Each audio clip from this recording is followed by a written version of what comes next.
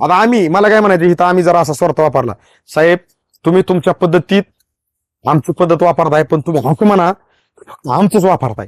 तुम्ही म्हणणार बी नाही, बोलणार बी नाही, इथं व्हिडिओ उभा राहणार नाही, आम्ही काढणार नाही, तुम्ही बोलणार नाही. आणि तुमचा पण तसा हट्ट नाहीच ना. तुम्ही दुसरं काय करू नका, असं तुमचा हट्टच नाही ना. म्हणजे तुम्ही ह्यात हे याड करा, तुम्हाला रिझल्ट जाणवलं 100%. म्हणजे मी तरी एक सांगेन, ज्याला वाटतं का माझा प्लॉट अतिशय 100% चांगला आहे, त्याने सुद्धा वापरावं. त्यापेक्षा बेटर होणार, चांगला होणार हे माझी guarantee. खरे तुम्ही जी म्हणताय ना, आम्ही प्रत्येक जागेवर हीच मनोगत शेतकऱ्याचं घेताना आम्ही म्हणलं ना, अडचणीतल्या शेतकऱ्यांनी 100% वापरावं. तुमच्यासारखे प्रत्येक शेतकरी अनुभव काय म्हणतात, सगळ्याच शेतकऱ्यांनी सगळ्याच पिकांना वापरावं. मी तर दाणेबल घेणार होता आता. पुढच्या 15 दाणेबल छटणी घेणार. म्हणजे मी दाणेबल तुमचा चालू करणार आहे दाणेबल पहिल्यापासून. म्हणजे ही एक प्रेरणा कुठनं, आम्ही ह्यांना काय आतून असे पैसे वगैरे सारले नाहीत खिशात, साहेब आता थोडस जाहिरात चालली आमच्या शेतकऱ्यांसाठी बोला, अजिबात नाही. का जे प्रत्येकाचं मनोगत आहे ना, आम्ही तुमच्यापर्यंत पोहोचवण्याचा हाच प्रयत्न आहे की हे मनोगत ऐकून तुम्ही निर्णय घ्या. निर्णय घ्यायला ज्यांनी उशीर लावला, मी म्हणतो तुमच्या आपल्या प्रत्येकाच्या नशिबात आपण जे नशीब म्हणतो ना, नशीब जाऊन बसलंय निर्णयावरती. जो घेईन निर्णय तोच करू शकन बऱ्याच काही गोष्टी. कारण रिस्क आणि फिक्स हे दोन असे शब्द आहेत. एक आहे रिस्क आणि एक आहे फिक्स. ज्यांनी घेतली रिस्क तो झाला फिक्स, ज्यांनी नाही घेतली रिस्क तो बसला दुसऱ्याचं बघत फिक्स.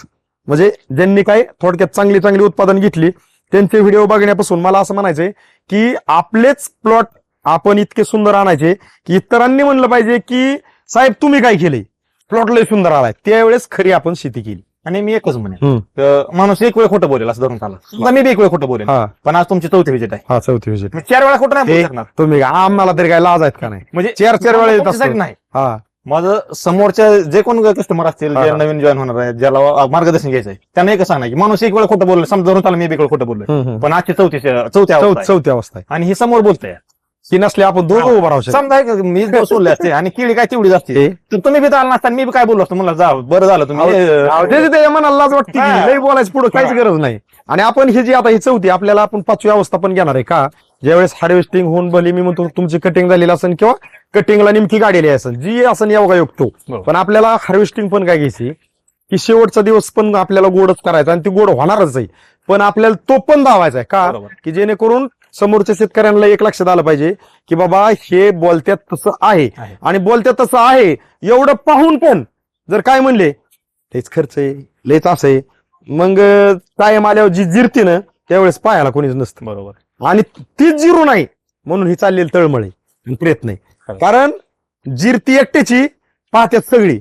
ज्यावेळेस स्वतःचा आनंद होतो त्यावेळेस आनंदात बी सगळी सहभागी असतात, पण स्वतः रडण्यापासून आपण इतरांना ज्यावेळेस इतरांच्या आपल्या प्रगतीवर इतर सगळी नातेवाईक मित्रमंडळी अगदी खुश असतात आपल्या प्रगतीवर, त्यासारखी मी म्हणतो प्रगतीच नाही. मला तो वैयक्तिक असं वाटतं आपण हा जन्म जे मानवाचा भेटलाय ना, तर ह्याच्यात किळीच नाही. कुठल्याही क्षेत्रात ज्यावेळेस आपण घुसू ना तर प्रत्येकाने प्रत्येक क्षेत्रात झेंडा लावा. बरोबर. की मी काहीतरी केलं. बरोबर आहे का? एक जुनी म्हण आहे, नाद केला पण पोराच केला, हा तसा करावा करू नये. कारण केळी करा, तांबटी करा, काही करा, मार्केटने एकच म्हणलं पाहिजे शेती करावं हे नाही, पिकं आणावं हे नाही तर मार्केटने असं म्हणावं त्यांनी केलं, ती लय मोठं कर्ज झालं, 5 एकर होती 2 एकर एकली 3च राहिली. आता ह्याच्यात ज्यांना शेती कळली ह्यांनी 5 एकर होती या 5ची 10 केली. शेती कळली ना, बरोबर, म्हणून 5ची 10 केली. आणि ज्याला कळली नाही त्याची 5ची बी 2 गेली. मग जर आपल्याला जर उत्पादन वाढवायचं असेल आणि आपल्या सगळ्या शेतकरी मित्रांचा जी काही जमीन हा मेन फिल्टर आहे, हा फिल्टर सुधरून मागच्या 25 वर्षाच्या काळात जी बाटली आली बिस्लरी प्यायची, आज फिल्टर पाणी पितोय आपण मेन फिल्टर जमीन खराब करून टाकलाय आणि घरात फिल्टर आणून बसवल्यात. म्हणजे सुधारणा एवढी झाली की सुधारणा काहीच बोलायसारखं नाही की आपण शिकलो का आपण हुकलो, ह्याच्यावर बोलायसारखं काहीच नाही. कारण मला वैयक्तिक असं वाटतं, मला इतरांबद्दल काहीच नाही, आपण हे सगळ्यांनी शिकलो पाहिजे की हिचं पहिलं वाटोळ करायचं थांबवलं पाहिजे. आणि बारीक जर अभ्यास केला, आता पाहणारे अशी पण म्हणणार आहेत बघा सर ह्यांचं ऐकायचंय म्हणून ही कुठल्या बी काहीतरी स्टोऱ्या जोडतात. मला असं म्हणायचंय की साहेब आता आपण जमीन हा मेन फिल्टर, समाजाबद्दल बोलतो, ऑर्गॅनिक बद्दल बोलतो, उत्पादनाबद्दल बोलतो, बऱ्याच काही गोष्टीबद्दल बोलतो. आता वापरा बायोऑर्गॅनिक वापरून जर तुम्हाला ह्या पिकात जर बदल दिसले नसते, तुम्ही उभा राहिले नसते, आता आपण पार्ट घेतलाय, फायदा काय बघा, 4 वेळा उभा राहिला वेळ कोणाला आहे? हा वेळ कोणाला आहे? फायदा कुठं आहे की जमीन मेन फिल्टर सुधारला, पीक वाया जाणार आलं, बरोबर. उत्पादन अपेक्षेपासून जास्त आलं 100%. आणि उदाहरणार्थ आता तुमचा असा खर्च पकडा, आपले 25,500 अजून 2 डोस पकडा 8,500चे, किती झाले 33,000 रुपये. किंवा 12,500 पकडा, म्हणजे हे किती झाले 25 आणि 25 25 37,000. 37 40 पकडा एंड आपल्या स्प्रे सगळं. समजा 40 बी गेले ह्याला 40 गेले आणि 40 मुळे तुमचे ह्याच्याबरोबर अजून 60 गेलेले असतील असं पकडू आपण, बरं. टोटल 1,00,000 रुपये. पण 1,00,000 रुपयाचं तुम्हाला जर ह्याच्यातनं मी म्हणतो नुसतं उत्पादन तुमच्या आहे या शेड्यूल मध्ये ऍड करून जर 1,00,000च्या पुढचं उत्पादन वाढणार आहे, तर आपला तोटा कुठे येतं नेमका? नाही ना, तोटा नाही. मग मला काय म्हणायचंय, आता ह्याच्यात समजणारे आपले शेतकरी मित्र सहज बोलता बोलता आपण एक विषय असा निघाला की ह्यांचं खपवायचंय म्हणून चाललंय. खपवायचं नाही, ह्याच्यातनं विषय असा होणार आहे, आपल्या शेतकऱ्यांचा स्वार्थ साधणार आहे कुठला? उत्पादनाचा. खाणाऱ्यांचा स्वार्थ कुठला साधणार आहे? ऑर्गॅनिक खायला मिळत खायला मिळालं. आणि जमिनीचा स्वार्थ कुठला साधणार आहे? जमीन मेन फिल्टर क्लिअर होतोय. स्वार्थ किती आहे ह्याच्यात? तुम्ही जसं म्हणलं तसं काम एक आणि फायदे अनेक. फायदा अनेक. सरांनी मेथीचा प्लॉट केला शेजारी, त्याच्यावर स्प्रे घेतलेला. स्प्रे घेतले आणि साहेब देखत साहेब काहीतरी कोथिंबीर विकायला ते आणि मी मेथी घेऊन गेलो हा. बाजारला, हा. कंदरच्या बाजारात. हा साहेबांना माहित आहे, साहेबांच्या समोरच म्हणजे अक्षरशः झुंबड पडली होती, मला पुरली नाही भाजी विकायला. काय रेट न जातात मेथी? 22 रुपयाला एक पिंडी, ठोक भाव होता व्यापाऱ्याला. आहे का? सगळ्या पेंड्या 18 रुपयापासून 22 रुपयापर्यंत. 2 स्प्रे झाले माझे, रोहर आणि सिल्वन. हे केळीत लावशे शिल्लक होतं हा हा ते. साहेबाला बोलू म्हणतो मी की वापरलंय मी मेथीची भाजी. हा हा अगदी 22-23 दिवशी भाजी काढायला चालू झाली. हा हा दर चांगला भेटला. भाजी पण म्हणजे हाईट भरपूर वाढली. पानाची कॅनोपी एकदम जाड पान होती. खायला ते चव एकच नंबर भाजी. आणि- 34 कंटेंट. लोकांच्या भाज्या पावसाने इगरली. हा हा हो, आले नव्हत्या. हा हा हा त्यांचा प्लॉट त्या 10 दिवसांना एकमेव मार्केटला फक्त आमची भाजी होती. बघ फोन करून वेटिंग, फोन येईल तेवढीच भाजी काढतो तू, वेळच मिळत नव्हता. आहे का? अशी माझी घ्या म्हणून विषय नव्हता का, फक्त आणून सांगायची मला 100-200 काय बी करून द्या.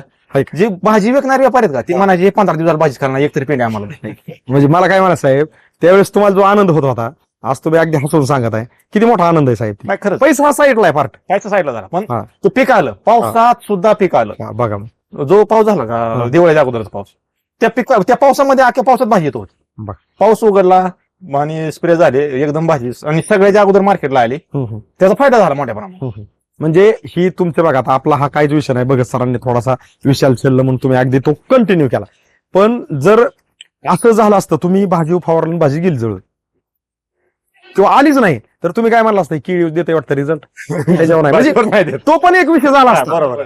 पण आज तुम्ही त्याच्यावर पण एक ट्रायल घेतलाय की ही फौरीन स्प्रे करीन, जिथं सोडीन तिथं ही ह्याची धमकच दावते. दाखवते. कारण ह्याच्यात जर ताकद नाही नसली तरी धमक दावू शकतच नाही. माझं स्पष्ट मत आहे, कॅमेऱ्याकडेच बघून सांगा. माझं केळी क्षेत्रातल्या सर्व शेतकऱ्यांना माझं स्पष्ट मत आहे की मी ज्याप्रमाणे सुरुवातीला डोस वापरले आणि त्याचा मला रिझल्ट जाणवला, अगदी 15-20 दिवसापासून रिझल्ट जाणवा चालू झाला. पोग्यातलं अंतर वाढलं, जी छोटी झाड होती पण मोठी झाली. आता तर तुम्ही सगळं विश्लेषण केलेलं आहे. तर एक निसंकोचपणे मी सांगतो की सर्वांनी वापरा बायो ऑर्गॅनिक. हे प्रोडक्ट चांगले आहेत, पूर्ण विषमुक्त आहेत आणि रिझल्ट 100% आहेत. त्याच्यामुळं डोळं झाकून प्रोडक्ट घ्यायला काही सुद्धा अडचण नाही. आणि शेवटी हे आपल्या भागातले सर्वजण यांचा स्टाफ जो आहे तो आहे, फसवणूक कोणाची होणार नाही. रिझल्ट समोर दिसत आहेत. त्यामुळं 100% शेतकऱ्यांनी अगदी लागवडीपासून, आता मी एक खाली प्लॉट लावणार आहे त्याला तर ते पहिल्या दिवसापासून चालू करणार आहे, लागवड केल्याला पहिल्या दिवसापासून चालू करणार आहे. हे मला रिझल्ट दिसलेत आणि सर्व शेतकऱ्यांनी हे प्रोडक्ट वापरावे. वापरा बायो ऑर्गॅनिकची औषधे चांगली आहेत आणि रिझल्ट एकदम 100% आहेत. त्याच्यामुळं सर्वांनी ही औषध वापरायला काहीच हरकत नाही. कारण आपला हाच उद्देश आहे की व्हिडिओ ज्या वेळेस बघतील त्यावेळेस ह्यात आपण टाकतोय पहिली अवस्था, दुसरी अवस्था, तिसरी अवस्था आणि लोकेशन ना हलवत. बरोबर आहे. मग आपण काय काय खात्री दिली पाहिजे अजून? नाही, त्याच्या पुढं काय खात्री त्याच्या दिली पुढं पाहिजे? काहीच नाही, पुरेसंच आहे सगळं. आता एखादा आम्हाला असे फोन येतात, सर आता तुम्ही मला सांगा उत्तर. साहेब आम्ही प्लॉट तुमच्याकडे देतो, आता आम्ही 10 रेवच येतो तुमच्याकडे. नाही ते करायचं. नाही एवढं दावून जर विश्वास नसेल बसेल ते वेगळं काय करणार? शब्द काय माहितीये का साहेब, काय गॅरंटी तुमची? आता डॉक्टर ऑपरेशन करताना डॉक्टर सहाय्य करून घे. सहाय्य घेतात, 10 सहाय्य घेतात, त्यावेळेस ऑपरेशन करतात आणि त्याच्या बी अगोदर ते पेमेंट तुमचं जमा करून घेतात ऑपरेशनचं हा, बरोबर आणि सहाय्य घेतात आणि नंतर ऑपरेशनला जातात. कारण त्यांना माहिती तुम्ही काय करणार आहेत परत. बरोबर आहे. जर आपलं नाव गाव पत्ता सांगा मोठ्यावर. अण्णा उत्तम करंड, राहणार हेगाव, तालुका नारायणपूर, जिल्हा सोलापूर. आपली ही केळीची लागण आहे, लागण करून अंदाजे किती दिवस झाले? 2.25 महिने झाले. आणि आज तारीख काय? आज तारीख 6 जुलै 2024. तर आपली लागण ही किती एकर आहे?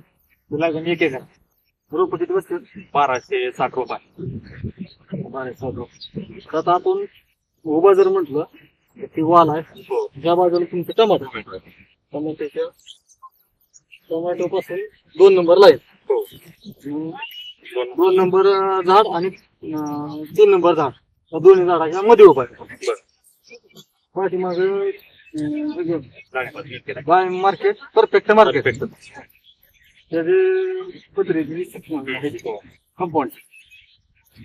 तर आपण या प्लॉटला आजपासून वापरा बाय ऑर्गॅनिक कंपनीचं मार्गदर्शन वापरणार आहे.